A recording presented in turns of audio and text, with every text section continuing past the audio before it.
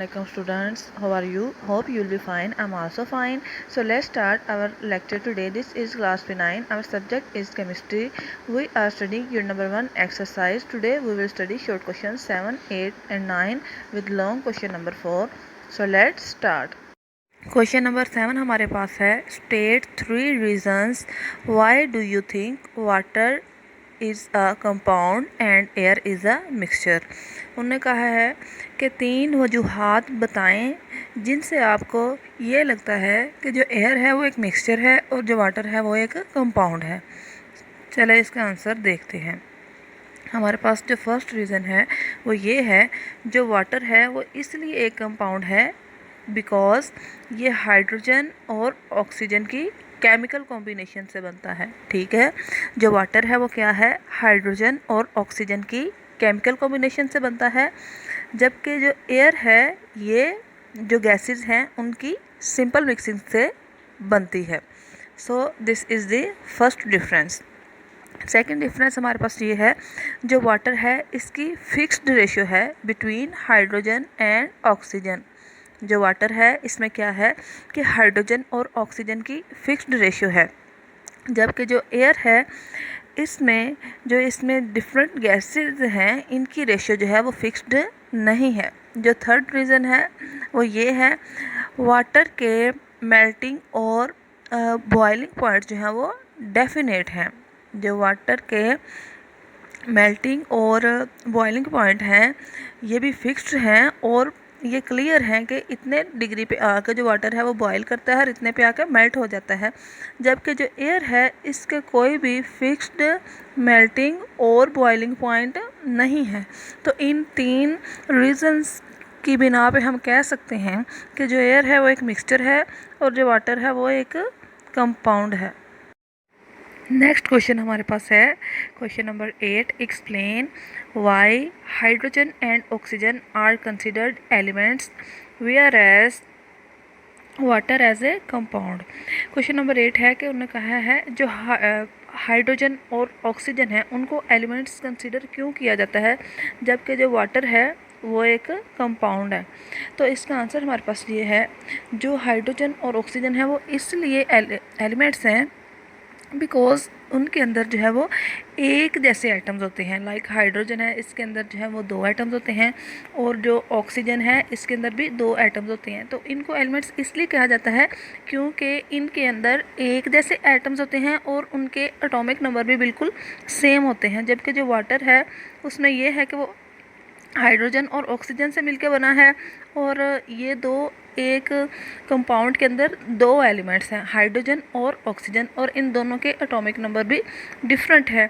और ये कि जो वाटर है उसको फर्दर इलेक्ट्रोलाइसिस के ज़रिए से ब्रेक किया जा सकता है, जबकि हाइड्रोजन और ऑक्सीजन है उनको फर्दर ब्रेक नहीं किया जा सकता। इलेक्ट्रोलाइसिस का मतलब ये है कि electro mean charges and lysis mean break down, यानी कि जब इसमें से वाटर में से इलेक्ट्रिसिटी पास की जाती है तो ये हाइड्रोजन और ऑक्सीजन में इसकी ब्रेक डाउन हो जाती है, जबकि हाइड्रोजन और ऑक्सीजन है इनको फर्दर डिकम्पोज नहीं किया जा सकता। तो इन डिफरेंसेस की बेसिस पे हम कह सकते हैं कि जो हाइड्रोजन और ऑक्सीजन है वो एलिमेंट्स हैं, जबकि वाटर वो एक कंपाउंड है। क्वेश्चन नंबर 9 है हमारे पास, what is significance of symbol of an element. कि एक एलिमेंट का जो सिंबल है उसकी क्या सिग्निफिकेंस है या उसकी क्या अहमियत है।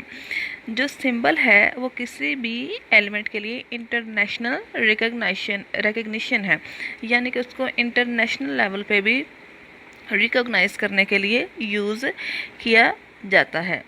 सिंबल की मदद से जो साइंटिस्ट हैं वो डिफरेंट कंपाउंड्स के फॉर्मूले भी बता सकते हैं। जो सिंबल्स हैं वो डिफरेंट केमिकल रिएक्शंस के इक्वेशंस और केमिकल फार्मूलास को राइट करने में भी हेल्प करते हैं।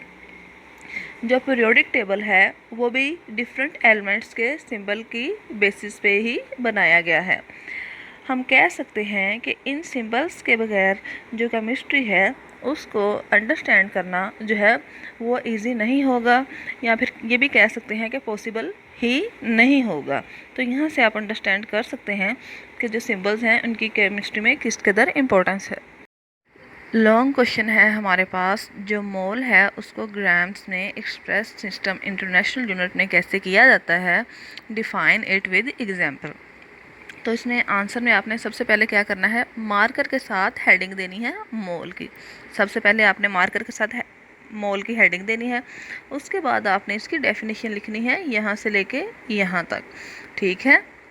यानी कि किसी भी सब्सटेंस की वो अमाउंट जिसमें 6.02 इंटू 10⁻23 नंबर ऑफ पार्टिकल्स होते हैं, और ये सब्सटेंस और नंबर ऑफ पार्टिकल्स के दरमियान जो है एक लिंक इस्टेब्लिश करता है। यहाँ से लेके यहाँ तक सबसे पहले आपने इन्वर्टेड कॉमास के अंदर इसकी डेफिनेशन लिखनी है।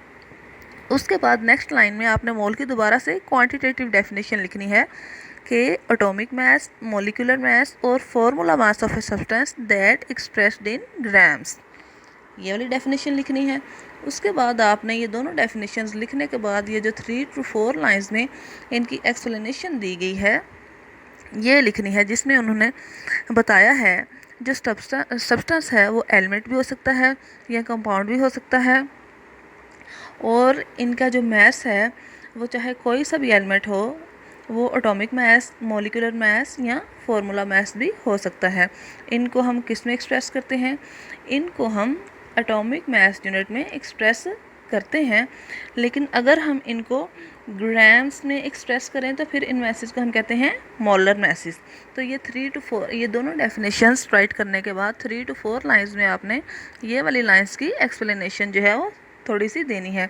उसके बाद आपने हेडिंग देनी है एग्जाम्पल की मार्कर के साथ, और यहाँ से लेके यहाँ तक आपने जो एग्जाम्पल है उसको राइट करना है।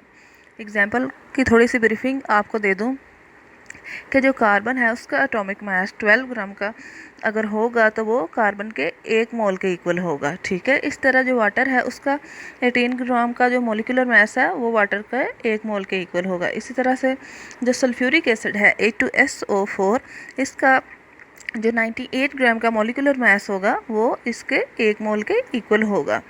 इसी तरह से जो सोडियम क्लोराइड है इसका फार्मूला मास होगा, इसका फार्मूला मास इसलिए होगा बिकॉज ये एक आयनिक कंपाउंड है, वो 58.5 ग्राम के किसके इक्वल होगा, सोडियम क्लोराइड के 1 मोल के इक्वल होगा। यानी कि इन सब के मैसेज को यहाँ पे ग्राम्स में शो किया गया है, इन सब के मैसेज को यहाँ पे ग्राम्स में शो किया गया है। अब वो रिलेशनशिप बताएंगे कि मोल और मास का क्या है। तो ये फिर उसके बाद आपने जो ये वाला फॉर्मूला है इसको भी आपने मार्कर के साथ राइट करना है। Number of moles is equal to known mass of substance divided by molar mass of the substance. तो यहाँ पे हमारे पास जो किसी भी सब्सटेंस का मास है वो ग्राम में किसके इक्वल आ जाएगा, number of moles into molar mass.